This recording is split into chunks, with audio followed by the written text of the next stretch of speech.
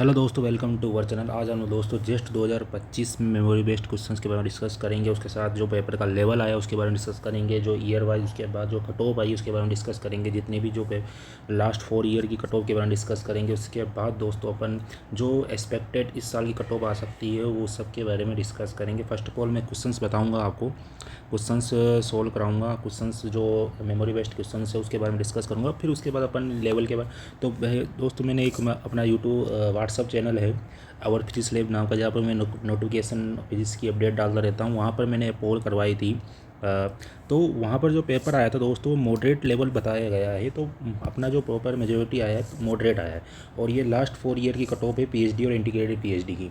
तो इस साल उनकी कट ऑफ की क्या जा सकती है उसके बारे में अपन डिस्कस करेंगे।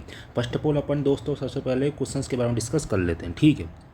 तो दोस्तों सबसे पहले क्वेश्चन आया था लॉजिक गेट क्वेश्चंस, मतलब मैं क्वेश्चंस तो नहीं आया था, मतलब जो मैंने क्वेश्चंस लिखे हैं। तो सबसे पहले अपन लॉजिक गेट क्वेश्चंस के बारे में डिस्कस करते हैं। तो लॉजिक गेट का क्वेश्चन आया था, उसमें इस प्रकार से जोर गेट का एक सर्किट दे रखा था, बोल नहीं रखा था, ओनली ये सर्किट दे रखा था। उससे अपन को पता लगाना था कि जोर गेट था, पी और क्यू इनपुट थे, तो ऐसा ही कुछ था। और यहाँ पर जो वाई आया था वो जोर गेट आया था, तो इससे आप आराम से निकाल सकते हो, जोर गेट आ जाएगा। और यहाँ पर पी और क्यू जो थे उन इनपुट के अपन को ग्राफ दे रखे थे, और अपन को पूछ रहा था कि जो वाई है ना आउटपुट, उस वाई आउटपुट का ग्राफ क्या बनेगा, उसके बारे में पता लगाना था। तो सबसे पहले दोस्तों अपना जो वाई आया है वो जोर गेट है, जोर गेट सर्किट था, नेंड गेट से बन रहा था। तो ये पी और क्यू अपन को पता चल गया कि दोस्तों वो क्या आ गया है, जोर गेट आ गया, जो अपन जानते हैं P Q bar plus Q bar P, ये हो गया है P Q bar plus Q bar P. ये जोर गेट को अपन खोलते जब पता लगाता है। और अपन को क्या निकालना है, एक 4 ऑप्शन थे, उसमें से ही अपन को आइडिया लगाना था कि मेरा जो वाई आएगा वो किस प्रकार से ग्राफ शो करेगा। और ये पी इनपुट का ग्राफ है और ये पी इनपुट का ग्राफ है, मेरे को वाई आउटपुट का ग्राफ निकालना है। तो 4 ऑप्शन थे, तो देखते हैं दोस्तों। जोर गेट तो बन ही गया था, तो मेरे पास देखो 0 से लेकर 1, तो यहाँ पर भी 1 था, 2 था, 3 था, 4 था, ऐसे रिलेटेड क्वेश्चन था। तो यहाँ पर शायद ये पी इनपुट में यहाँ पर 0 था, तो 1 पर 0 है, तो पी 0 से लेकर 1 की बात करूँ, 0 से लेकर 4 0 टू 1 की बात करूँ, तो P कितना है, लो, लो का मतलब मैं 0 पुट कर लेता हूँ। और Q भी कितना है दोस्तों, लो, तो लो का मतलब मैं 0 पुट कर लेता हूँ। तो इसमें पुटअप करा तो ये y की वैल्यू भी क्या आ गई, लो। तो y की वैल्यू मेरे पास क्या आई है दोस्तों, लो। तो इस प्रकार से बना। इसी प्रकार 4 1 से लेकर 2 की बात करें, तो 1 से लेकर 2 की बात करें तो P तो कितना आ रहा है, हाई आ रहा है। ये 1 से लेकर 2 में दोस्तों ये हाई आ रहा है ना, तो 1 से लेकर 2 में P क्या आ रहा है, हाई आ रहा है। और Q क्या आ रहा है, 1 से लेकर 2 में लो आ रहा है। तो Q क्या है, इज इक्वल टू लो। तो P हाई और Q क्या है, लो है। तो दोस्तों यहाँ पर मैंने देखा तो P is equal to high, तो 1 रख दिया, और लो मतलब यहाँ पर 1 आ गया और यहाँ पर 0, तो y की वैल्यू 1 आ गई थी। तो इसी प्रकार यहाँ पर 1 से लेकर 2 में यह हाई हो गया था। तो एक ऑप्शन ऐसा मैच कर रहा था जो यहाँ पर अपन डिस्कस कर सकते हैं। उसके बाद वाला भी डिस्कस कर सकते हैं। उसके बाद वाला यदि शायद ग्राफ इतना तक ही पता है दोस्त, 2 से लेकर 3 तक भी तुम डिस्कस कर सकते हो। तो 2 से लेकर 3 तक इसमें कितना आ रहा है, 0, P 0, और इसमें 2 से लेकर 3 तक Q हाई, तो P लो Q हाई। जब भी ये क्या रहेगा दोस्तों, हाई रहेगा, समझ रहे हो। मतलब एक इनपुट यदि लो हो जाता है और दूसरा इनपुट यदि हाई हो जाता है, तो वो हमेशा क्या होता है दोस्तों, जो वाई आउटपुट बनेगा वो हाई रहता है। तो यहाँ तक था, ठीक है। और दोनों ही यदि लो हो जाते हैं या दोनों ही यदि हाई हो जाते हैं, दोनों ही लो या दोनों ही हाई हो जाते हैं, जब वो आउटपुट क्या होता है उसका 0 हो जाता है। तो ऐसा कुछ ग्राफ था आई थिंक, तो शायद ये ऑप्शन इसका सही होगा। ये सब आप ऑप्शन देखा होगा, ठीक है। उसके बाद एक क्वेश्चन था दोस्तों, कैपेसिटर से रिलेटेड क्वेश्चन था। 4 ऑप्शन दे रखे थे, ऑप्शंस मेरे को याद नहीं है इतने, इसलिए मैं लिखा नहीं। तो VS एक डीसी सोर्स क्वेश्चन ही, मतलब ऐसे सर्किट बना के नहीं दे रखा था उसने, क्वेश्चन में बोला था कि आपके पास एक कैपेसिटर है, उसके सीरीज में आप एक रजिस्टर को लगाया गया है जिसका रेजिस्टेंस R है, ठीक है। और उसके पास एक डीसी सोर्स लगाया गया है VS, ठीक है। और उसने क्वेश्चन में बोला था कि मैंने क्या कर दिया है कि इस R जो था ना, इस R जो रेजिस्टेंस है इसको हटा दिया है, मतलब इसको बिल्कुल हटा दिया है। तो इसको हटाने के बाद आफ्टर क्वेश्चन में बोला गया था, इसको हटाने के बाद उसने क्या बोला कि इसको हटा दिया और इसकी जगह मैंने एक जीरो रजिस्टेंस मतलब जीरो रजिस्टेंस का वायर लगा दिया, मतलब सीधा सा इसको वीएस से कनेक्ट कर दिया है।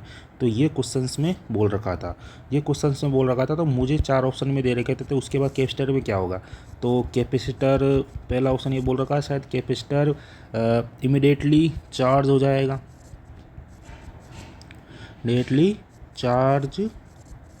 कैपेसिटर इज इमिडिएटली चार्ज और उसके पास सारी वीएस वोल्टेज आ जाएगी, मतलब वो सारी वीएस वोल्टेज आ जाएगी। उसका ऑप्शन ये था, मतलब ये कैपेसिटर क्या होगा, इमीडिएटली चार्ज हो जाएगा। ये जो कैपेसिटर है, अपन ये जानते हैं कि कैपेसिटर क्या होता है, बहुत जल्दी चार्ज हो जाता है ना। तो बहुत इमीडिएटली चार्ज हो जाएगा और उसके बाद जितनी भी वीएस सोर्स की जो वोल्टेज थी, ये सोर्स की वोल्टेज उसके पास आ जाएगी। तो ऐसा ऑप्शन इसका था, तो ये ऑप्शन सही हो जाएगा। एक ऑप्शन ये भी था कि कैपेसिटर पर जो वोल्टेज है ना, कैपेसिटर पर जो वोल्टेज है वो स्लोली या इंक्रीज होने लग जाएगी। इंक्रीज तो होगी, कोई दिक्कत, बट वो इमिडिएटली होगी।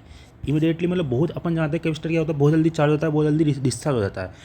यही इस पर कॉन्सेप्ट था। तो ये कॉन्सेप्ट, ये वाला ऑप्शन सही होगा, कैपेसिटर इज इमिडिएटली चार्ज और इस पर जो वोल्टेज जो आएगी वो वीएस के इक्वल हो जाएगी, सारी की सारी वोल्टेज ले लेगा, इतनी सारी की वोल्टेज के पास आ जाएगी। ओके, तो ये वीएस सोर्स के पास वोल्टेज आ जाएगी। तो इसी पर 4-5 क्वेश्चन थे। ये कैपेसिटर डिस्चार्ज, ये भी ऑप्शन था कि कैपेसिटर विल लूज, ये अपनी वोल्टेज को लूज़ कर देगा या चार्ज को लूज़ कर देगा, लूज़ द वोल्टेज, ऐसा क्वेश्चन था। तो ये ऑप्शन नहीं थी, क्योंकि कैपेसिटर क्या होता है, बहुत जल्दी क्या होता है, चार्ज हो जाता है और अपनी सारी की सारी वोल्टेज वीएस के। तो इसी क्वेश्चन को अपन दोस्तों आराम से विजुअलाइजेशन मेथड से समझ सकते हैं। देखो जैसे मतलब उसने एक रेजिस्टेंस को हटा दिया तो ओनली उसके पास कैपेसिटर का, तो ये मेरे क्या है, पैरेलल प्लेट कैपेसिटर है, उसके बाद 0 वोल्ट है। मतलब मैंने माना कि इसको 1.5 वोल्ट की एक वोल्टेज अप्लाई करी।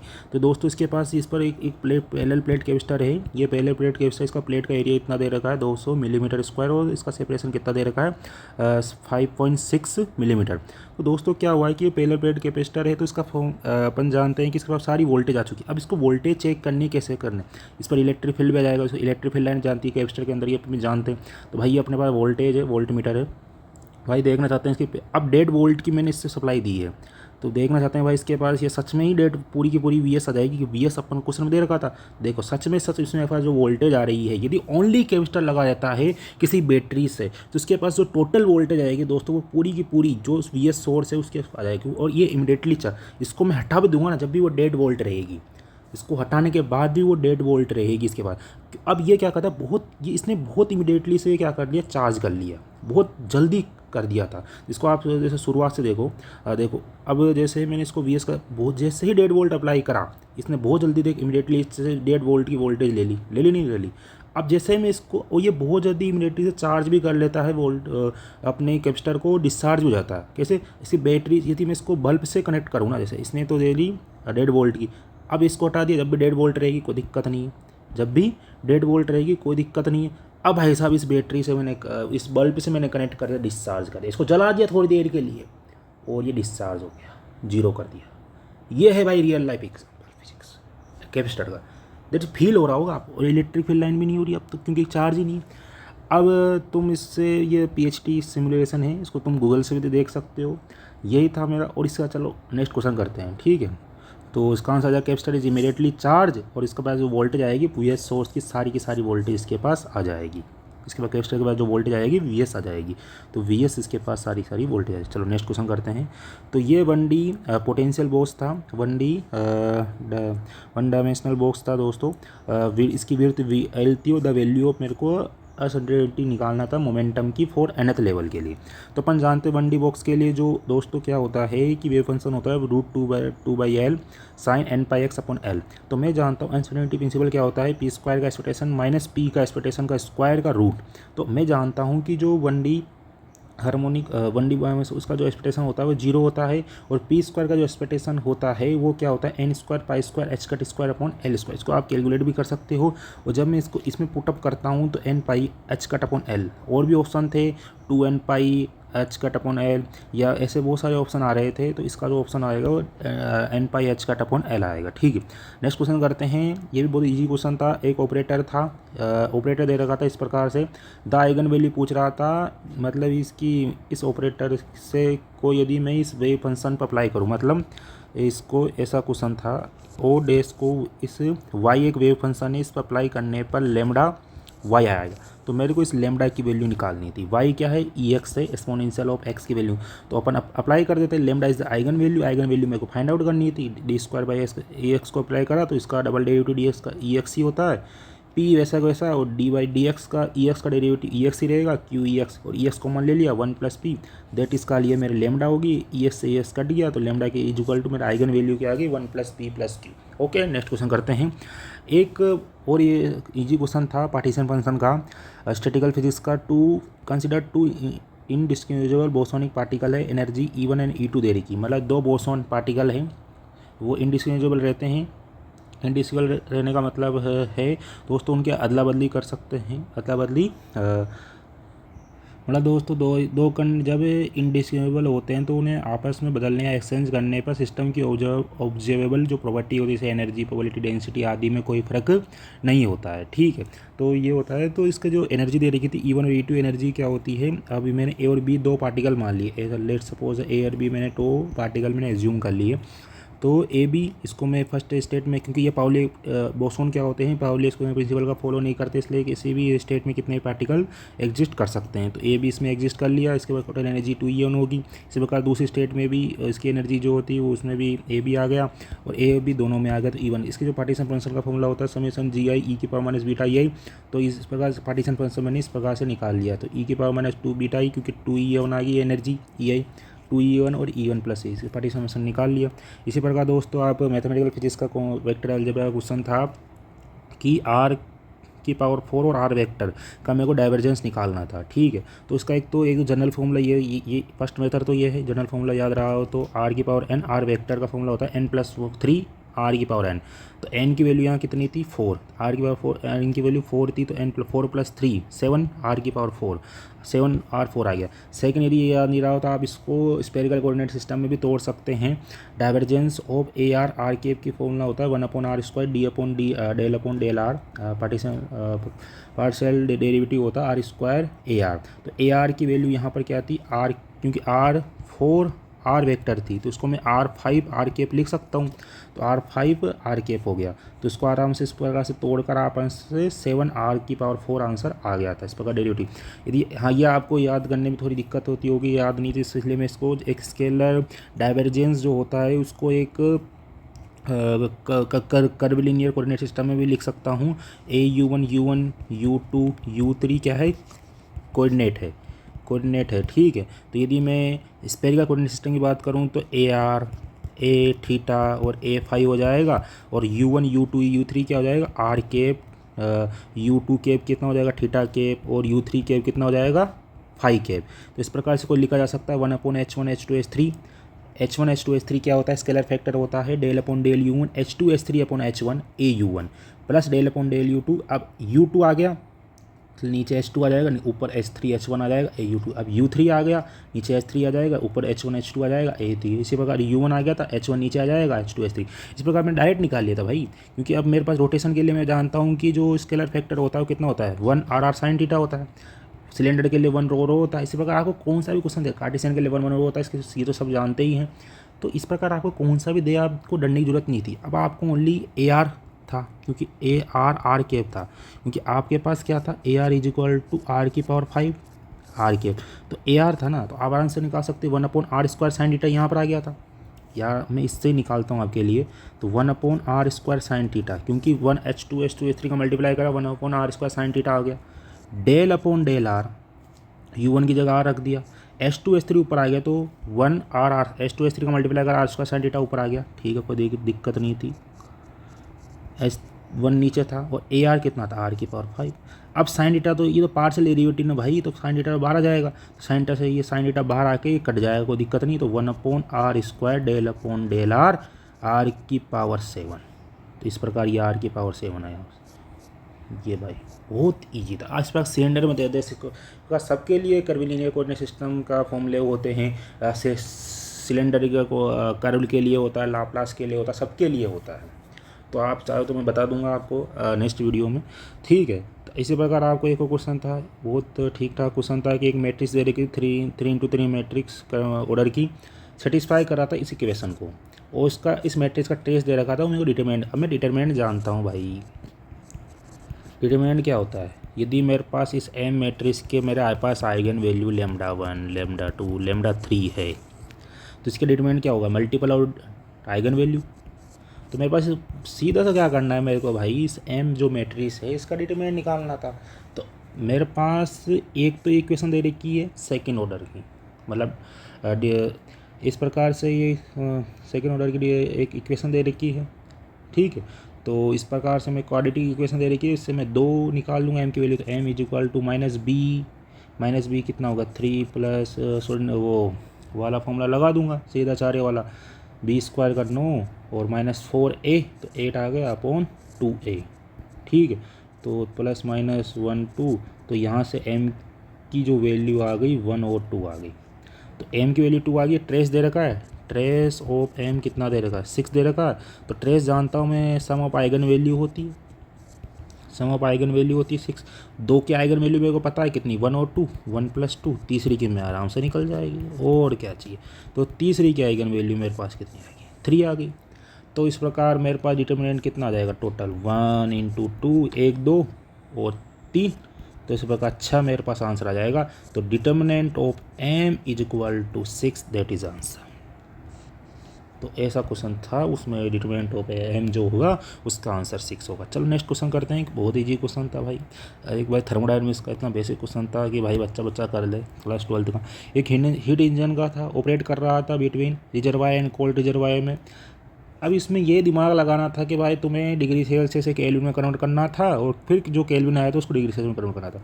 तो भाई मेरे को सिंक का टेम्परेचर दे रखा था, इफिशियंसी दे रखी थी 50%। मेरे को सोर्स का टेम्परेचर निकालना, सोर्स का टेम्परेचर निकालना था, मतलब T1 का डिग्री, वो भी डिग्री सेल्सियस में निकालना था, न कि ये शायद NET में क्वेश्चन था। ये NET में क्वेश्चन था, हाँ NET का क्वेश्चन था, 3 नंबर का क्वेश्चन था यार, बहुत अच्छा क्वेश्चन था। तो इफिशियंसी 1 - T2/T1 टू जानते हो कार्नोट इंजन से। तो सिंक का टेम्परेचर को तुम्हें 27 डिग्री सेल्सियस को केल्विन में चेंज करा, इफिशियंसी 1/2 आया भाई। उसके बाद रखा T1 600। अब वहाँ पर स्टूडेंट क्या करेंगे, 600 लिख दिया भाई, डिग्री सेल्सियस भाई वहाँ लिखा होता डिग्री सेल्सियस में कन्वर्ट करो। तो तेरे को ये जो 600 था, इसको 600 - 273 मतलब 327 डिग्री सेल्सियस में कन्वर्ट करना था, 327। ओके, तो इस प्रकार सोल का टेम्परेचर आया था तेरे पास 327 डिग्री सेल्सियस। इसी प्रकार एक और अच्छा खासा क्वेश्चन आया था, ठीक था, मतलब इसमें थोड़ा कंफ्यूजिंग पार्ट हो गए थे स्टूडेंट। तो d² ये इक्वेशन दे रखी थी, मेरे को निकालना था डबल डेरिवेटिव की इक्वेशन दे रखी थी, तो मेरे को निकालना था मोमेंटम का मैग्नीट्यूड। तो भाई सोने का इक्वेशन लगा दे, तो टेंशन लेने की जरूरत है। और फ्री पार्टिकल बोर्ड का, तो वहाँ पर पोटेंशियल की वैल्यू तो 0 होती है, फ्री पार्टिकल के लिए पोटेंशियल वैल्यू 0 होती है। तो श्रोडिंगर इक्वेशन में v = 0 हो जाएगा। तो श्रोडिंगर इक्वेशन की इस प्रकार आ जाएगी d²ψ/ds² + 2me/h² ψ = 0। तो d²ψ/ds² की वैल्यू कितनी -4 ψ आ गई, प्लस 2me/h² ψ = 0। तो 2me/h² = 4 ψ से 4 आ गया। तो इस प्रकार से E = 4/2m आ गया h। अब यहाँ पर h² की वैल्यू 1 पुटअप करनी थी भाई। तो h² की वैल्यू h² की वैल्यू भी क्या होगी 1 आएगी। तो E = 4/2m आ जाएगा। तो E = p²/2m = 4/2m। तो p² = 4, p = 2। मोमेंटम मैग्नीट्यूड का मैग्नीट्यूड आ गया भाई, मोमेंटम का 2, ठीक है। चल आगे बढ़ते हैं। विच ऑफ द फॉलोइंग, एक और क्वेश्चन था कि which of the following is not a ideal gas, property को फॉलो नहीं कर रहा आइडियल गैस की प्रॉपर्टी का, कुछ क्वेश्चन था। 3 ऑप्शन दे रखे थे, temperature, pressure, entropy, none of this. तो भाई आइडियल गैस को फॉलो नहीं कर रहा था, तो टेम्परेचर तो करता है, क्योंकि आइडियल गैस क्या होती है PV = nRT। तो आइडियल गैस कर टेम्परेचर आ रहा है, प्रेशर आ रहा है, वॉल्यूम आ रहा है, बस एंट्रोपी नहीं आ रही। तो एंट्रोपी नहीं है, entropy not direct state property define कर रहा है uniquely for an ideal gas without reference to the process और स्टैंडर्ड स्टेट। एंट्रोपी डिपेंड करता है on the path and reference state पर। यदि स्टेट फंक्शन देता तो जब एंट्रोपी डिपेंड करता। And while it can be calculate कर रहा है फॉर आइडियल गैस के लिए, it is not a basic defining property like a Pvt. यदि वो स्टेट फंक्शन बोल देता तो वहाँ पर एंट्रोपी होता, बट आइडियल गैस बोला था तो आइडियल गैस के लिए वहाँ पर एंट्रोपी क्वांटिटी फॉलो ही नहीं करती। ठीक है, चलो आगे क्वेश्चंस करते हैं। इसके बाद दोस्तों अपन ये वाला करते हैं 11वां क्वेश्चन। तो एक 10 क्वेश्चन कर लिया अपन ने। एक M S D is equal to अपन को मतलब मेन स्केल डिवीज़न दे रखा था, स्मॉलेस्ट मेन स्केल डिवीज़न दे रखा था 0.4 मिलीमीटर। तो 40 vernier scale division is equal to अपन को क्वेश्चन वो लगा था कि 38 मेन स्केल डिवीज़न के वो कोलैप्स कर रहा है। मतलब जो वन ईयर स्केल था और जो 40वां जो वन ईयर स्केल का डिवीज़न है वो 38 मेन स्केल डिवीज़न से इंटरेक्ट कर रहा है, मतलब कोलैप्स कर रहा है, इंटरेक्ट। देन फिर अपने को वन ईयर स्केल कांस्टेंट निकालना था, वीसी निकालना था। ठीक है, तो अपन जानते हैं कि 40 vernier scale division equal to 38 main scale division होता है। तो vernier scale division equal to 38/4 हो गया। तो वन ईयर कांस्टेंट जो होता है 1 - 38/14 इंटू 0.4, इसका आंसर था 0.02 मिलीमीटर। ओके, डेट आंसर करते हैं। फिर बोल रखा था आइडियल गैस था, बहुत इजी क्वेश्चन था भाई यार। इसमें एक क्वेश्चन था बस ये सी वी कॉन्स्टेंट दे रखा था क्वेश्चन में।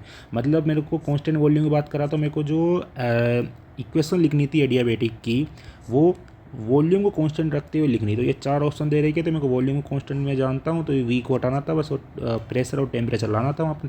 और आइडियल गैस जानते हैं पी वी बराबर आर टी होता है, तो पी की जगह आर टी बाई पी रख दिया। तो इस प्रकार इसकी इक्वेशन आ गई P1 minus gamma, T gamma is equal to constant, that is called option 1 is correct. फिर एक भाई एनएटी का क्वेश्चन था अपने पास, रेसिड्यू से रिलेटेड क्वेश्चन था कॉम्प्लेक्स एनालिसिस का। तो ये अपन जानते हैं कि 3/2 pi is close contour D J upon 1 plus Z square का मेरे को वैल्यू निकालनी थी। और मेरे को बोल रखा था कि ये सर्कुलर कंटूर है, क्लोज कंटूर, इसकी रेडियस 2 है। ठीक है, तो मैं जानता हूँ कि भाई इसका जो होता है ये, इसको मैं 2 पाई आयोटा समेसन आर की फॉर्म में लिख सकता हूँ। और यहाँ पर जो एफ ऑफ जेड है वो क्या है 1/1 प्लस जेड स्क्वायर। तो उसका जो मैंने पोल निकाला वो कितना आया 1 plus Z equal two plus minus iota, इसका पोल आ चुका है। तो रेसिड्यू निकाल लूँगा, R1 रेसिड्यू आया, limit Z tends to simple pole आया ना ये, तो Z plus iota F of Z Z minus iota. तो यहाँ पर इस 1 प्लस जेड स्क्वायर को मैं क्या कर सकता हूँ, Z minus iota, Z plus iota को 1 प्लस जेड स्क्वायर लिख सकता हूँ। तो 1 जेड माइनस आयोटा कट गया, इसकी वैल्यू आएगी 1/2 पाई। इसी प्रकार Z minus limit Z tends to minus iota को F of Z Z plus iota लिखा, तो वो limit Z tends to minus iota 1/जेड minus iota Z plus iota, Z plus iota से जेड प्लस आयोटा कट गया तो minus. तो summation करा दोनों का तो रेसिड्यू 0 आया। दैट मीन्स ये पूरा जो आया थी इसकी वैल्यू भी कितनी आएगी, 0 आएगी। तो इसका जो आंसर था वो कितना था, 0। एनईटी का क्वेश्चन था, 3 मार्क्स का, अच्छा क्वेश्चन था, ठीक था। फिर इसके बाद क्वेश्चन नंबर 14 के बारे में डिस्कस करते हैं। दोस्तों 14 क्वेश्चन करते हैं। तो उसमें क्या दे रखा था कि 2 डायमेंशनल अपन को लैग्रांज गिवन था। तो लैग्रांज इस प्रकार से गिवन है दोस्तों। तो अपन को पूछ रहा था कि कांस्टेंट ऑफ मोशन निकालनी है, उसको इसमें कौन सी कंजर्व क्वांटिटी है हमारा, ये 4 ऑप्शन फॉलो कर रहे हैं। तो इसमें जो इसको यदि आप लैग्रांज गिवन था तो इसको यदि आप एच डॉट इसको स्फेरिकल कोऑर्डिनेट सिस्टम में लिखोगे 2 डायमेंशन को R dot square plus R square theta dot square minus half K R square. तो इसमें देखोगे आप ये थीटा के एस्पेक्ट में लैग्रांज को आप यदि डेरिवेटिव करो, पार्शियल डेरिवेटिव करोगे तो 0 आ रहा है। तो अपन जानते हैं कि del upon del theta equal to 0 आ रहा है। दैट मीन्स पी थीटा मतलब मोमेंटम क्या हो जाएगा, कांस्टेंट हो जाएगा। मोमेंटम 0 मतलब मोमेंटम एक कांस्टेंट है, तो मोमेंटम क्या होगा, एनर्जी कंजर्वेशन लॉ को फॉलो करने लग जाएगा पी थीटा, तो वो एंगुलर मोमेंटम कांस्टेंट हो जाएगा। तो L is a not depend कर रहा है टाइम पर। तो D L upon del T जो पार्शियल डेरिवेटिव यदि टाइम पर डिपेंड नहीं कर रहा है, लैग्रांज यदि टाइम पर डिपेंड नहीं कर रहा है, तो मतलब हैमिल्टोनियन मेरा कांस्टेंट है। तो हैमिल्टोनियन यदि कांस्टेंट होता है तो मतलब एनर्जी कांस्टेंट है, तो energy and angular momentum constant हो सकता है इसमें ऑप्शन। तो यदि प्रॉपर क्वेश्चन आएगा उसके बाद भी डिस्कस कर पाएंगे। और आई थिंक ये होना चाहिए, मे भी गलत भी हो सकता है, अभी कुछ अपन में कॉन्सेप्चुअल बता रहा हूँ, ठीक है। तो 15 क्वेश्चन में फोटो ये 4 ऑप्शन दे रखे थे। फोटो इलेक्ट्रिक इफेक्ट के लिए दोस्तों क्या होता है कि बाउंड इलेक्ट्रॉन होने चाहिए और ये मटेरियल पर डिपेंड करता है, मतलब वर्क फंक्शन पर डिपेंड करता है, ओके। और कॉम्पटन इफेक्ट जो होता है उसमें फ्री इलेक्ट्रॉन होनी चाहिए, जब भी तो भाई साहब वो जो थीटा एंगल से निकलता है, तो इलेक्ट्रॉन क्या होना चाहिए, लूज बाउंड होना चाहिए, इसलिए वो थीटा एंगल से निकल जाता है। पेयर प्रोडक्शन में एक मिनिमम एनर्जी रिक्वायर होनी चाहिए 1.02 मेगा इलेक्ट्रॉन वोल्ट। और ये जो वेस्टर्न लोग ये इन्वर्स फोटो इलेक्ट्रिक इफेक्ट होता है, इस प्रकार ये ऑप्शन सही था। तो इसी प्रकार एक क्वेश्चन था दोस्तों, सन क्या हो रहा है, रिड्यूस हो रहा है, मतलब सन का जो मास था ना भाई, उस सन के मास को, यहाँ पर मास लिखना भूल गया मैं, सन का जो मास हो रहा है उसको रिड्यूस करा जा रहा है, कितने टाइम, बहुत बिलियन ऑफ ईयर, मतलब बहुत कम, वेरी स्लोली, बहुत कम, ऐसा क्वेश्चन था, बहुत कम उसको क्या कर दिया गया, रिड्यूस कर दिया गया सन के मास को। तो पूछ रहा था कि जो ऑर्बिटल, जो अपन जानते हैं कि सन है और इस सन के चारों तरफ कौन लगाता है, अर्थ ऑर्बिटल मोशन करता है, तो जो इसकी अर्थ की जो ऑर्बिट होगी उसमें क्या इफेक्ट पड़ेगा। तो भाई साहब क्या होगा, अपन जानते हैं केपलर लॉ और न्यूटन्स के लॉ से ग्रेविटेशन फोर्स, ऑर्बिटल जो स्पीड होगी, क्योंकि ऑर्बिटल जो स्पीड होती है वो क्या होता है दोस्तों, GM/r, मतलब ऑर्बिटल स्पीड प्रोपोर्शनल रहती है मास के। तो ऑर्बिटल जो स्पीड रहेगी वो अर्थ रिड्यूस हो जाएगी, अर्थ एस्केप कर देगा या शिफ्ट कर देगा to the orbital elliptical orbit with a larger radius के साथ, उसकी जो रेडियस हो जाएगी ना दोस्तों वो लार्ज हो जाएगी, ठीक है। तो इसका तो इलिप्टिकल तो रहेगा ऐसा नहीं, बट इसकी जो मीन रेडियस रहेगी वो इंक्रीज हो जाएगी, मतलब लार्ज हो जाएगी, ठीक है। तो orbital become elliptical, mean radius increase, okay, that is called, B option is right option, because क्योंकि मास कम हुआ तो स्पीड कम हुई, स्पीड कम हुई तो मतलब रेडियस क्या होनी चाहिए, लार्ज होनी चाहिए, तो स्पीड ओके। तो एक और क्वेश्चन था कि सॉलिड स्टेट फेज का फर्मी एनर्जी गिवन था 80 केल्विन टेम्परेचर पर, मेरे को फाइंड करना था average energy for 2 dimensional Fermi gas के लिए। तो दोस्तों मेरे पास गिवन था कि अपन जानते हैं कि भाई सीधा साधा फॉर्मूला है, बहुत बार क्वेश्चन जाता है, नेट वगैरह में भी, गेट में भी क्वेश्चन पूछा जाता है, इस बार पूछा गया था, तो बहुत शानदार क्वेश्चन है, लाजवाब क्वेश्चन है ये, रिपीटेड क्वेश्चन है, इंपॉर्टेंट क्वेश्चन बोलता हूँ मैं। एवरेज एनर्जी का फॉर्मूला जो होता है फर्मी गैस के टर्म में, D/D+2, याद रख लो भाई, D/D+2 फर्मी एनर्जी। तो फॉर्मूला बेस्ड क्वेश्चन आता है, बहुत बार रिपीट आता है। 2 डायमेंशन के लिए D/2, यदि 3 डायमेंशन रहता है D/3 रख देते, तो ठीक है। तो एवरेज एनर्जी कितना रहता है, 2/2+2, मतलब EF/2। तो 3 ऑप्शन, इस प्रकार से 4 ऑप्शन गिवन थे, 3/5 EF, तो EF/2 इसका राइट ऑप्शन था। इसी प्रकार एक इलेक्ट्रोमैग्नेटिक वेव था, दे रखा था कि, और के propagation vector for homogeneous and isotropic medium के लिए इलेक्ट्रोमैग्नेटिक वेव में क्या होता है, E vector perpendicular B vector perpendicular K vector. तो इलेक्ट्रिक फील्ड और मैग्नेटिक फील्ड क्या होगा, परपेंडिकुलर रहेंगे, इसका इस प्रकार इसका डॉट प्रोडक्ट क्या होगा, 0 होगा, that is called C option is correct, ठीक है। परटर्बेशन गिवन था, हैमिल्टोनियन का परटर्बेशन गिवन था x⁴ में, भाई साहब x⁴ का एक्सपेक्टेशन, p⁴ का एक्सपेक्टेशन, p² का एक्सपेक्टेशन बहुत बार रिपीट पूछा था नेट, गेट, जेस्ट, TFR में। तो कैलकुलेट करना था भाई minimum order correction for the ground state 1 dimensional harmonic oscillator में, ये इस प्रकार से गिवन था ये, मतलब x के, अब यदि तुम इसको प्रॉपरली सोल्व करने बैठ जाते ना भाई, सही बता रहा हूँ मैं, ये इसका यदि x² निकालते, a+a² का स्क्वायर करते, फिर वो तुम एनर्जी रखते, इसका इस प्रकार से फॉर्मूला रहता है हार्मोनिक ऑसिलेटर के लिए, √n(n)-1, फिर यदि a² का भी k10 के साथ करते हैं तो √n+1 k10+1। तो भाई 2 पेज तुम्हारे यूं ही चल जाते हैं, जो तुम्हारे वहाँ सीट दी 2 पेज। इसके प्रकार से तुम्हें कम्पिटिटिव एग्जाम में तुम्हें ट्रिक पता होनी चाहिए, यदि तो मिनिमम ऑर्डर करेक्शन, मतलब फर्स्ट ऑर्डर करेक्शन निकालना था, तो जो एक्सपेक्टेशन ऑफ हैमिल्टोनियन होता है λ(x⁴) लैम्डा बार निकाल लिया, x⁴ का एक्सप्रेशन निकालना था। अब ये बोल दिया ग्राउंड स्टेट, ग्राउंड स्टेट के लिए क्या होता है दोस्तों, n=0 होता है। तो मैं जानता हूँ दोस्तों x⁴ का जो एक्सपेक्टेशन होता है, मेरे को डायरेक्ट याद रखना होता है, h/2m⍵, cn6n² + 6n+3, डायरेक्ट मुझे याद रखना होता है इसके लिए, समझ रहे हो। मतलब इसको मैं प्रॉपर वहाँ सोल्व करने में बैठ जाता है, बहुत टाइम लग जाता है। इसके लिए मैं तुम्हें ट्रिक बताता हूँ, ये बहुत बार पूछी गई है, ये trick is very important for NET, GATE, TFR और जेस्ट, बहुत इंपॉर्टेंट ट्रिक है फॉर हार्मोनिक ऑसिलेटर के लिए। पोजीशन ऑपरेटर पता होना चाहिए, √h/2m⍵, a+a², ए और a² क्या होता है, लीडिंग ऑपरेटर होते हैं, राइजिंग और लोविंग ऑपरेटर होते हैं। p क्या होता है, -i/h का √m⍵, इसमें कुछ नहीं होता, पोजीशन ऑपरेटर में ओमेगा नीचे होता है, मोमेंटम में ऊपर चल जाता है, और यहाँ पर a-a² हो जाता है, यहाँ पर a+a² होता है बस। और यहाँ पर आयोटा की टर्म, क्योंकि एक तुम मोमेंटम का एक नॉर्मल फॉर्म भी लिखते हो, तो इस प्रकार से तो होता है भाई। तो ये माइनस आयोटा तो वहाँ से याद रह जाएगा तुम्हें मित्र, नहीं रहेगा। इस चीज़ को तुम यहाँ से ओमेगा को ऊपर भेज देना और यहाँ माइनस कर देना, सीधी सी बात है। इसका जो first expectation of position operator of expression of momentum operator 0 रहता है, ठीक है। x² का पूछ लिया था, तो x² में कुछ नहीं करना, ये जो कांस्टेंट पार्ट है ना, ये वाला, इसका स्क्वायर कर दो, इसका स्क्वायर कर दिया, 2n+1 याद रख लेना। सेम इसका स्क्वायर कर दो, इसका स्क्वायर कर दिया, 2n+1 याद रख लेना। तो इस प्रकार तुम्हारे पास एक्स स्क्वायर का एक्सप्रेशन तुम्हें याद होना चाहिए भाई, निकाल सकते हो, कारण वो एक पेज जाएगा, इतना टाइम है नहीं वहाँ पर। तो H cut upon 2m omega 2n+1, M omega H cut by 2n+1।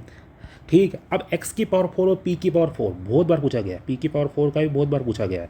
तो x की पावर 4 में कुछ नहीं करना, ये यहाँ निकालिए, h अपॉन 2m ओमेगा का भी स्क्वायर कर दो, h अपॉन 2, कुछ नहीं करना, इसका पावर 4 कर दो, सीधी सी बात, इसकी पावर 4 कर देते आराम से। इसकी पावर 4 कर दिया मतलब h cut upon 2m omega आ गया ना, H cut upon 2m omega का स्क्वायर आ गया, क्योंकि एक स्क्वायर तो कट गया और इसकी पावर 4 करना था और क्या था। और 6n² प्लस 6n+1, 6n² याद रखना था बस। स्क्वायर बोल दे, फर्स्ट x और p का एक्सप्रेशन 0 होता है हार्मोनिक ऑसिलेटर में, स्क्वायर बोल दे तो इसका स्क्वायर कर दो, 2n+1 याद रखो। मोमेंटम में सेम, इसका स्क्वायर कर दो, 2n+1 याद रखो। इसकी पावर 4 बोल दे, इसकी पावर 4 कर दो, इसकी पावर 4 कर दो, 6n² plus 6n+1, 6n² 6n+1, सो 1 नहीं आता, 6n² 6n+3, 6n² 6n+3 आता है। ठीक है, तो ये याद रख लेना बिल्कुल, 6n² 6n+3। ठीक है, तो इस प्रकार तुम आराम से आ सकते हो, H cut upon 2m omega का होल स्क्वायर 6n² 6n+3। तो यहाँ पर ग्राउंड स्टेट बोला गया तो n बराबर 0 रख देते, H cut upon 2m omega का स्क्वायर कर दे 0 + 0, क्योंकि n की वैल्यू 0 रख दी, प्लस 3/4, क्योंकि 2 का स्क्वायर बाहर निकलेगा तो 4 ही तो निकलेगा, H cut square upon m square और ओमेगा स्क्वायर। इसी प्रकार p की पावर 4 बोल देता तो कौन सी बड़ी बात थी, वो भी ग्राउंड स्टेट के लिए, 3/4 ये m स्क्वायर ओमेगा स्क्वायर, भाई साहब ऊपर चल जाते, अरे जाते नहीं जाते मेरे भाई, चल जाते। इस प्रकार से था, कुछ टेंशन लेने की ज़रूरत ही नहीं थी, मस्त रहो आराम से। ठीक है, ओके ओके भाई, ओके, चल आगे बढ़ते हैं, 20वां क्वेश्चन करते हैं। ऐसा क्वेश्चन था कि मेरे पास एक स्प्रिंग थी और इस स्प्रिंग को मैंने क्या कर दिया है कि ये वाटर है, इस वाटर कंटेनर के अंदर डाल दिया, तो इस पर टाइम पीरियड जो रहेगा उस टाइम पीरियड में क्या चेंज रहेगा। मतलब स्प्रिंग थी तो नॉर्मल जो टाइम पीरियड रहता है स्प्रिंग का क्या होता है, √2π/√m/k, यही तो रहता है। तो इसमें बहुत सारे क्वेश्चन दे रखे टाइम पीरियड में। एक तो ऑप्शन ये था कि सेम रहेगा, ये एक ऑप्शन था कि इसमें मतलब उसमें स्प्रिंग में कोई चेंज होगा स्प्रिंग कांस्टेंट में, या इसमें जो डेंसिटी दे रही थी स्प्रिंग की डेंसिटी और इस वाटर की डेंसिटी पे कुछ फर्क पड़ेगा, या डैम्पिंग जो प्रेजेंट होगा उसका भी कोफिशिएंट दे रखा था, शायद गामा वगैरह या रो वगैरह कुछ दे रखा था। तो इसका मतलब मैंने चेक करा तो इसका आंसर क्या हो रहा था दोस्तों कि जो टाइम पीरियड होगा ना वो चेंज होगा, टाइम पीरियड डिक्रीज होगा। मेरा जो टाइम पीरियड होगा वाटर के अंदर डालने के बाद टाइम पीरियड विल डिक्रीज।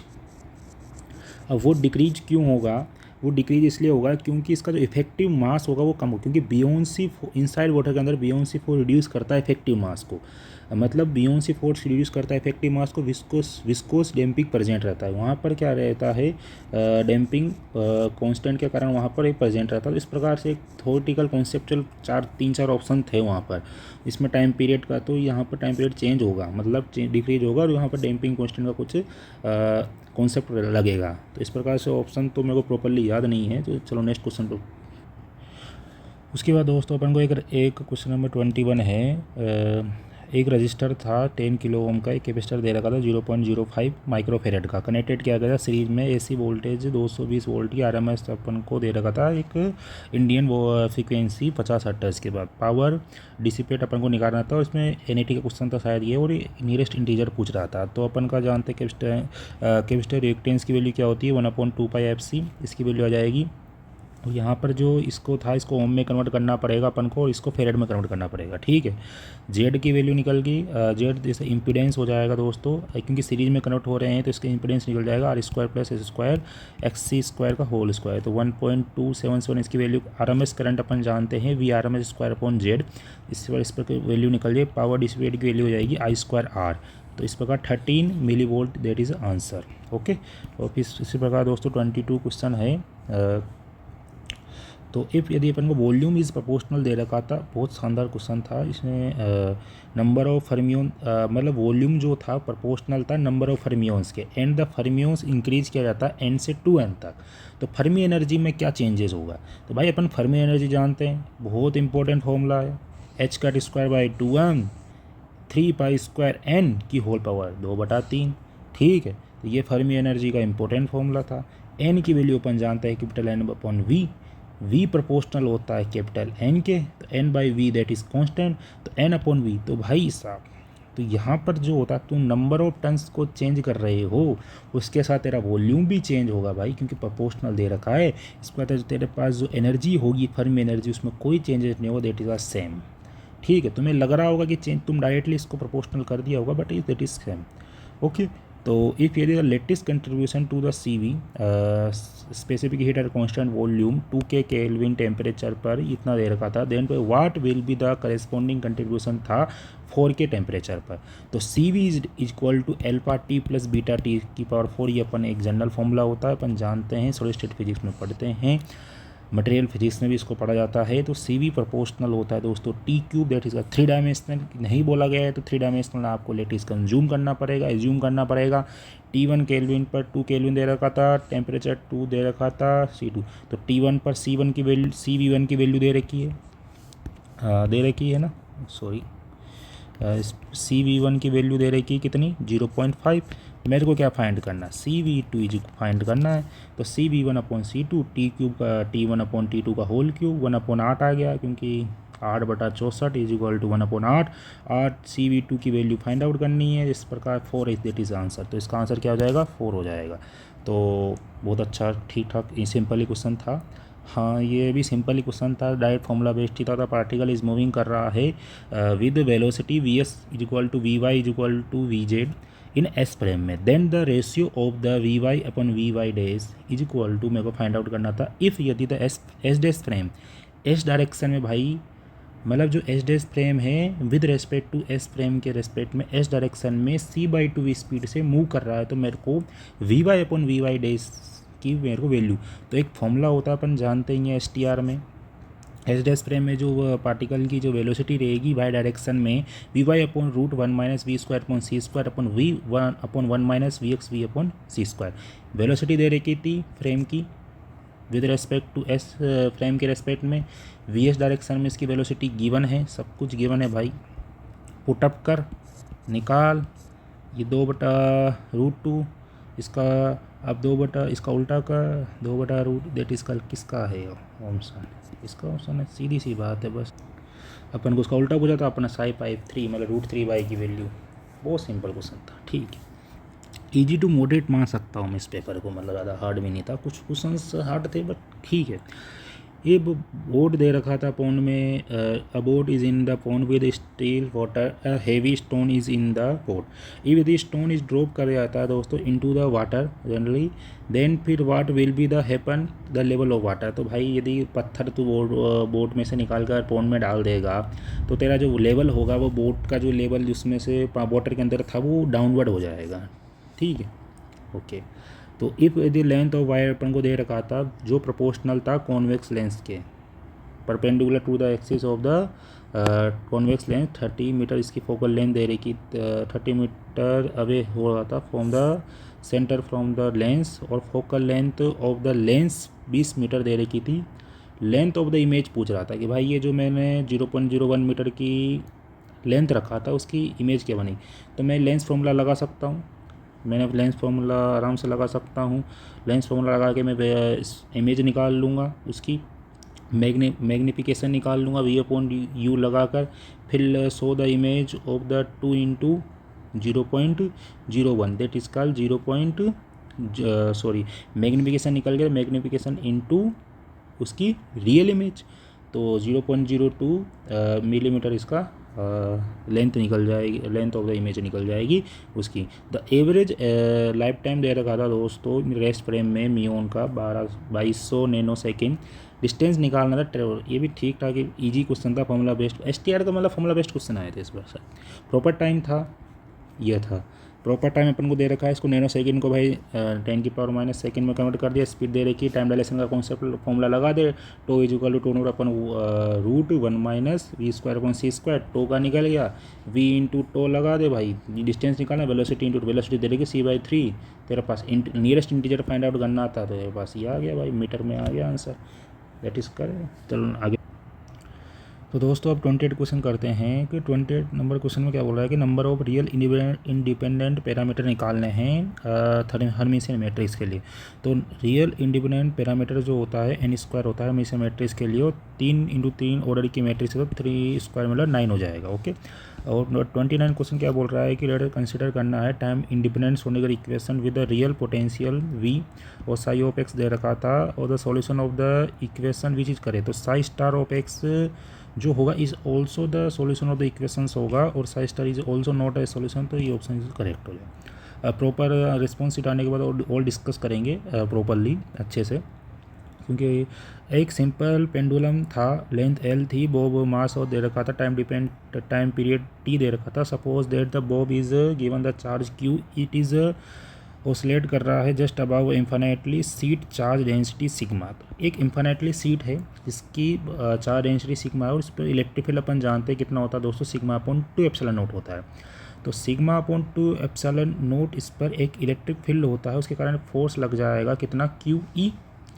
तो ये जो सिंपल पेंडुलम था, उस सिंपल पेंडुलम जिसका मास m है को इस इन्फिनेटली सीट पर गया, तो इस पर जो चार्ज Q है इस पर एक ऊपर की तरफ एक फोर्स जनरेट होगा Q sigma upon 2 epsilon not m। Okay. तो 2 सिग्मा 2, तो उसको आप अच्छे से डेराइव करोगे तो टाइम पीरियड जो होगा T2 अपॉन T1 का जो इस प्रकार से सीट है सिग्मा है Q sigma upon mg sigma is equal to 3/2 दे रखा। Time period of the oscillation in the case is T2 upon T1 का रेशियो पूछ रहा था। Time period of T1 is equal to 2π√L upon g हो जाएगा। तो T2 जो टाइम पीरियड होगा जब इस इन्फिनेटली सीट को लाया जाएगा उस पर टाइम पीरियड जो होगा दोस्तों इस प्रकार से हो जाएगा 2π√L upon g minus Q sigma upon 2 epsilon not m। अब यहाँ पर क्या चाहिए अपन को T1 के चाहिए, तो मैंने g कॉमन ले लिया बाहर। तो g कॉमन लेने के बाद यहाँ पर ये वाला टर्म g नीचे आ जाएगा और T1 बाहर निकल जाएगा। तो इस वाले को मैं 3/2 कर सकता हूँ, तो 3/2 कर दिया, और यहाँ पर 2 था 3/4 हो गया। 2T1 T2 अपॉन T1 का रेशियो कितना आ गया 2 आ गया। चलो ठीक है। तो क्वांटम मैकेनिकल सिस्टम था इस प्रकार से, ऐसा बोला नहीं गया था, ऐसी इक्वेशन नहीं दी गई थी। बोला गया था केट A1 और केट 2 दो स्टेट है, इनके करेस्पॉन्डिंग आइगन वैल्यू A1 और A2 है। ठीक है। तो फाइंड एक्सपेक्टेशन वैल्यू निकालनी थी इसके लिए, और cat A1 plus cat A2 upon √2 एक वेव फंक्शन था शायद, या ये इसको एक के बोला गया था, कुछ अभी प्रॉपर पता नहीं, इसका आंसर 0 था। तो A माइनस A2 इसका स्केट साई था, तो इस प्रकार से ऑपरेट करोगे तो इस प्रकार से ये आएगा। फिर इस नेक्स्ट वाले को ऑपरेट करोगे तो इस प्रकार से ये आएगा। तो उसका प्रॉपरली जो एक्सपेक्टेशन वैल्यू आएगी वो कितना आ जाएगा दोस्तों 0 आ जाएगी। तो एक्सपेक्टेशन वैल्यू आप इसको आराम से निकाल सकते थे। ठीक है। एक्सपेक्टेशन वैल्यू क्या होती है, ये A minus A1 A minus A2 is या केट साई तो इज इक्वल टू 0। अब यहाँ पर जो साई था वो ये वाला गिवन था। ठीक है। तो इसका आंसर 0 था। और एक सर्कुलर डिस्क दे रखी थी दोस्तों, मास डेंसिटी उसकी प्रकार से गिवन थी एक्सपोनेंशियल की टर्म में। मास ऑफ डिस्क m दे रखा था, रेडियस r देगी, मोमेंट ऑफ इनर्शिया पूछना था, और r बड़ा है a से। ठीक है। तो इस moment of inertia continuous system में क्या हो जाएगा, इंटीग्रेशन ऑफ r² dm की जगह आप क्या लिख सकते हो सिग्मा इंटू एरिया सिग्मा, क्योंकि डीएम मास की जगह आप डेंसिटी को लिख सकते हो, मास डेंसिटी को। ठीक है। तो 2π एप्सिलॉन नॉट ओवन 0 से इन्फिनिटी, क्योंकि 0 से लेकर इन्फिनिटी तक इसका जा सकता है। तो इसका जो आंसर नहीं इन्फिनिटी नहीं ए तक, सॉरी, तो आंसर क्या हो जाएगा m² हो जाएगा। ओके। फॉर रिलेटिविस्टिक पार्टिकल दे रखा था, फोर रिलेटिविस्टिक पार्टिकल दे रखा था, एक्सेलरेशन देगा सेम डायरेक्शन में अप्लाइड किया गया था फोर्स। तो ये STR से रिलेटेड क्वेश्चन था, इसको बढ़िया कॉन्सेप्चुअल वाइज क्वेश्चन था। तो इसका ऑप्शन जो सही होगा दोस्तों only when F factor is parallel या परपेंडिकुलर टू द वेलोसिटी। ये एक स्नेल्स लॉ से रिलेटेड या क्रिटिकल एंगल से रिलेटेड क्वेश्चन था। रे ऑफ लाइट दोस्तों इज इंसिडेंट हो गया था ग्लास क्यूब पर, और रिफ्रैक्टिव इंडेक्स 1.414 QI निकालना था, इंसिडेंट एंगल निकालना था। तो इस प्रकार से ये डायग्राम गिवन था। तो एक इंसिडेंट रह गई, थीटा आई बना रहा है, तो ये थीटा आई को निकालना। तो भाई यहाँ पर क्योंकि ये यहाँ पर जाकर क्या हो गई नॉर्मल, ये जो प्लेन है इस नॉर्मल के परपेंडिकुलर होगी, तो दैट इसका ये क्या होगा क्रिटिकल, क्योंकि r इज इक्वल टू 90 हो जाता है। तो वो जो इंसिडेंट एंगल होता है वो क्रिटिकल एंगल होता है, दैट इसका ये जो एंगल होगा वो क्या होगा क्रिटिकल एंगल हो जाएगा। और क्रिटिकल एंगल के लिए फॉर्मूला होता है sine theta c is equal to 1/μ। तो न्यू इजुअल टू क्या था यहाँ पर, रिफ्रैक्टिव इंडेक्स कितना न्यू है, एन बोल दो, एक ही बात है, √2। तो थीटा सी क्या हो जाएगा 45 डिग्री। तो इसी प्रकार ये आर भी क्या हो जाएगा दोस्तों 45 डिग्री, क्योंकि ये भी 45 हो जाएगा और ये 45 हो जाएगा, तो ये भी आर भी क्या हो जाएगा 45 हो जाएगा। तो यहाँ पर ये आराम से स्नेल्स लॉ लगा देंगे इसमें थीटा, क्योंकि आर पता लग गया, थीटा ही निकालना, n1 इज इक्वल टू 1 है, n2 is equal to √2, n1 sine theta 1 is equal to n2 sine theta 2, 1 sine theta I equal to √2 sine 45 R की वैल्यू। तो इस प्रकार से 45 1/√2 से √2 करके 1 बजा, साइन थीटा आई की value 1 I, theta is equal to 45, that is का इंसिडेंट एंगल क्या हो जाएगा π/2 हो जाएगा, तो 90 डिग्री हो जाएगा। तो गिवन द क्वेश्चन अपन को दे रखा था इस प्रकार से, इलेक्ट्रोस्टैटिक पोटेंशियल दे रखा था, मुझे ये निकालना था रो बार। तो आप आराम से वो ये क्वेश्चन लगा सकते हो, रो अपॉन एप्सिलॉन नॉट, रो ही तो निकालना था, चार्ज डेंसिटी निकालनी। तो यहाँ पर अब इसको ये जो लाप्लास है ना, इस लाप्लास को आपको खोलना पड़ेगा स्फेरिकल कोऑर्डिनेट सिस्टम में। स्फेरिकल कोऑर्डिनेट सिस्टम में कर्वीलिनियर में ये फॉर्मूला होता है H2H3/H1 del/del r और फाई। तो इस प्रकार से इसको आपको कर्वीलिनियर कोऑर्डिनेट सिस्टम में इसको खोलना पड़ेगा और इस प्रकार से ये आपको डायरेक्ट आंसर आएगा। यहाँ पर एक्चुअली क्यों आया था, यहाँ पर डिराक डेल्टा फंक्शंस का यूज़ हो जाएगा। तो इसका मेरा जो आंसर आया था आई थिंक ये आ रहा था। प्रॉपर क्वेश्चन आने के बाद और भी कुछ टर्म्स गिवन थी, तो प्रॉपर क्वेश्चन आने के बाद अपन और डिस्कस कर लेंगे इसको। तो मास 36 में क्या दे रखा था, मास दे रखा है proton mp, mass of deuterium दे रखा था, फ्रैक्शन शिफ्ट पूछना था in part per million. Per million का मतलब होता है 1/10⁶ की टर्म में। ओके, तो ground of the state energy of the deuterium atom is compare to hydrogen atom. तो mp की वैल्यू दे रखी है, me की वैल्यू दे रखी है। इस प्रकार से अपन कर सकते हैं En minus ED/EH is equal to ν1 minus ν₀/ν₁। तो यहाँ पर ये जो रिड्यूस मास कॉन्सेप्ट लग जाएगा इलेक्ट्रॉन और प्रोटॉन के बीच में, ड्यूटेरियम में इलेक्ट्रॉन और ड्यूटेरियम के बीच में, और me और mp के बीच में। बस आंसर आपका 276/10⁶ आ जाएगा। 276 पर मिलियन में निकालना था, तो 276 आपका डायरेक्ट आंसर आ जाएगा।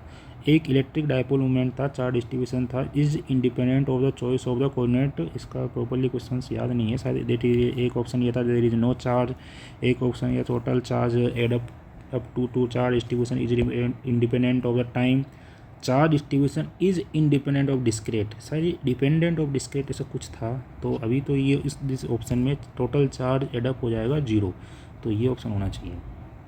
ओके, एक करंट दे रखा था 10 एम्पियर फ्लो हो रहा था, उसमें थर्मली इंसुलेटेड वायर था, रेजिस्टेंस 25 ओम था 1 सेकेंड के लिए।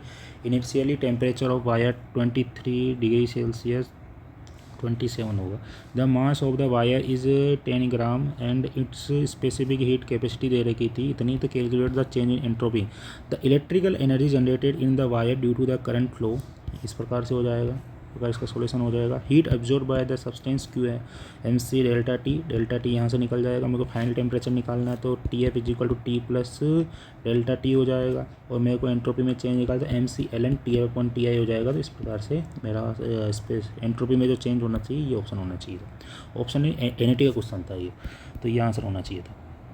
एक और ये क्वेश्चन था कि एक मैट्रिक्स गिवन थी मुझे ए, और इसकी आइगन वैल्यू मेरे पास थे λ1 और λ2 इस प्रकार गिवन थी, और मेरे को a की पावर n पता लगाना था। तो मैं जानता हूँ इसमें एक कॉन्सेप्ट लगेगा कि ए एक मैट्रिक्स है, उसकी आइगन वैल्यू λ1 λ2 है। तो a की पावर जो n होगा उसकी आइगन वैल्यू भी क्या होगी, λ1 की पावर n और λ2 की पावर n। तो मेरे को जो क्या दे रखे थे, ऑप्शन दे रखे थे दोस्तों, उसमें से आपको क्या करना है कि λ1 λ2 पता है, तो आप जानते हो कि a की पावर n का मैं यदि ट्रेस लूँगा तो वो क्या होगा, λ1 की पावर n और λ2 की पावर n। तो आप जो भी आपको 4 ऑप्शन दे रखे थे उसमें से λ1 की पावर n और λ2 की पावर n ट्रेस को सम करो, और उसको कैलकुलेशन करने के बाद आप λ1 और λ2 को, क्योंकि λ1 की पावर n तो यहाँ से कॉमन कर सकते थे अपन आराम से, शायद ये ऑप्शन सही था आई थिंक मेरे हिसाब से, क्योंकि मैंने इसको जब ट्रेस करा था λ1 की पावर n को कॉमन ले लिया और बचा था λ1 - 1 प्लस λ1 फिर ऐसा, तो ये शायद चीज़ें मेरे पास 1 आ गई थी, कुछ एक ऑप्शन में हुआ था, तो प्रॉपर्ली ऑप्शन याद नहीं है, तो ऐसा ही कुछ रिलेटेड क्वेश्चन होगा। इसका सॉल्यूशन इस प्रकार से होगा, ट्रेस लेकर उसको मैथमेटिकली आप कैलकुलेट करोगे तो इस प्रकार से सम होकर ये आना चाहिए, और जिस मैट्रिक्स में ये आ रहा था दैट इज़ ऑप्शन सही। और यदि दो मैट्रिक्स में यदि सेम आ रहा था तो आप उसका डिटर्मिनेंट ले लो, और उसका डिटर्मिनेंट क्या होना चाहिए, λ1 की पावर n और λ2 की पावर n होना चाहिए। तो ये दो कंडीशन जिस ऑप्शन में सही हो रही थी वो करेक्ट ऑप्शन होगा। तो मेरा इससे रिलेटेड कुछ ऑप्शन था ये, तो इसलिए सही हो रहा था, शायद ये हो सकता है। एक ग्रुप रिलेटेड 2-3 क्वेश्चंस आए थे दोस्तों, 2-3 क्वेश्चंस आए थे अबिलियन साइक्लिक ग्रुप और परम्यूटेशन ग्रुप से रिलेटेड, x की पावर 4 भी याद नहीं है, तो उससे रिलेटेड क्वेश्चंस आए थे। और एक एंट्रोपी से रिलेटेड क्वेश्चन था कि टेम्परेचर दे रखा डेल एस ऐसे कुछ टर्म थी रिलेटेड क्वेश्चन था, जिसमें 2 टर्म थी और साथ में -2s, इसका शायद <0 इसका राइट आंसर था। ठीक है, एक डायोड करंट डबल हो रही थी, क्वेश्चन प्रॉपर्ली याद तो नहीं, उससे रिलेटेड क्वेश्चन था। ठीक है, एक मैग्नेटिक फील्ड निकालना था due to the circular loop in the XY plane, current flow हो रही थी दोस्तों एंटी क्लॉकवाइज डायरेक्शन में। तो दोस्तों ये एक XY प्लेन है और एंटी क्लॉकवाइज डायरेक्शन में यदि करंट फ्लो हो रही है तो दैट मीन्स का ऐसे करंट फ्लो हो रही है तो इसका जो मैग्नेटिक फील्ड होगा वो +z डायरेक्शन में होगा। ओके, होगा नहीं। और यदि उसमें पूछा गया था शायद परपेंडिकुलर, या को अपन मैग्नेटिक फील्ड जानते हैं सर्कुलर लूप से, जिसका रेडियस यदि r है और यदि किसी डिस्टेंस पर यदि पूछ रहा हो, यदि परपेंडिकुलर यदि XY प्लेन में रखा हुआ किसी a डिस्टेंस पर यदि पूछ रहा है मैग्नेटिक फील्ड p पर, तो μ0 I/R² ट्वाइस r² + a² की होल पावर 3 बेटा। तो ऐसा रिलेटेड क्वेश्चंस था, तो इससे रिलेटेड आप निकाल सकते हैं। और फॉरवर्ड वाइज से रिलेटेड कुछ फॉरवर्ड वाइज पूछा गया था, फॉरवर्ड वाइज में क्या इफेक्ट हो गई थी टेम्परेचर या कुछ चेंज कर दिया गया था। तो ये कुछ मेमोरी बेस्ड क्वेश्चन थे, जितना मुझे रिमेंबर हो, जितना मुझे क्वेश्चंस मिले थे अभी तक, तो मैंने सब डिस्कस कर दिया है। तो यदि और भी यदि क्वेश्चंस आपको रह गए हैं या कुछ क्वेश्चंस यदि आपको इसमें मिस्टेक लग रही है या कुछ ऑप्शंस यदि आपको मैच नहीं कर रहे हैं तो आप कमेंट में लिख सकते हैं, अपन पार्ट 2 में और क्वेश्चंस के बारे में डिस्कस कर लेंगे। इस प्रकार मैंने 40+ क्वेश्चंस आराम से डिस्कस कर लिए हैं। और अब रेस्पॉन्स और कुछ क्वेश्चन में मिस्टेक या कुछ ऑप्शन यदि सही नहीं लग रहे हैं, यदि कुछ क्वेश्चन और यदि आपको याद है तो आप कमेंट में लिखिए, अपन और डिस्कस करेंगे। यदि आपको क्वेश्चंस अच्छे लगे, मतलब वीडियो अच्छा लगा हो, तो प्लीज़ लाइक कर देना, कमेंट कर देना और शेयर कर देना, और सब्सक्राइब करना मत भूलना दोस्तों, क्योंकि अपडेट आपको मिलती रहेगी। और जेस्ट की जैसे ऑफिशियल रेस्पॉन्स शीट आएगी, उस रेस्पॉन्स शीट के बाद अपन आराम से पूरे जेस्ट के पेपर को डिस्कस करेंगे, पूरा प्रॉपर्ली डिस्कस करेंगे। और रेस्पॉन्स शीट आपको आराम से 2-3 दिन में मिल जाएगी, आराम से 2 या 3 डेज़ में आ जाएगी आराम से। भी बहुत जल्दी रहता है रेस्पॉन्स शीट, बहुत 2 से 3 दिन में रहता है। पिछली बार तो 2 से 3 दिन, 2 दिन के अंदर आ गई थी, तो 2 से 3 दिन के अंदर आपको रेस्पॉन्स शीट मिल जाएगी। और कट ऑफ की बात करूँ तो कट ऑफ में नेक्स्ट वीडियो में बनाऊँगा आराम से, अभी थोड़ा बड़ा भी हो गया है। तो मैं यदि बता रहा हूँ 4 IPHD यदि कैंडिडेट है और एक PhD वाले कैंडिडेट है, तो भाई साहब IPHD के लिए 30 से 35 यदि स्कोर आ रहा है किसी का, और PhD वाले कैंडिडेट के लिए 38 से 40 का यदि स्कोर आ रहा है, तो वो सेफ हो सकता है। कट ऑफ नहीं, वो ये कट ऑफ नहीं है, ये सेफ स्कोर बता रहा हूँ। हाँ भाई, यहाँ तक वो अपने आप को सेफ मान सकता है कि मेरी कट ऑफ क्वालिफाई हो जाएगी, 33-35 से सेफ स्कोर मान सकता है, और 30 से 38 से 40 सेफ स्कोर मान सकता है। कट ऑफ तो कम ही जाएगी इस बार, शायद मैं अभी अगले वीडियो में डिस्कस करूँगा आराम से कट ऑफ के बारे में, रिज़ल्ट कब तक आएगा और ओवरऑल बारे में डिस्कस करूँगा। तो ये चैनल आपको यदि अच्छा लगा विजिट करिए दोस्तों, और प्रैक्टिकल्स वीडियो आप देखते हो तो देखिए। थैंक यू वेरी मच, और मिलते हैं। All the best for your future. Thank you दोस्तों।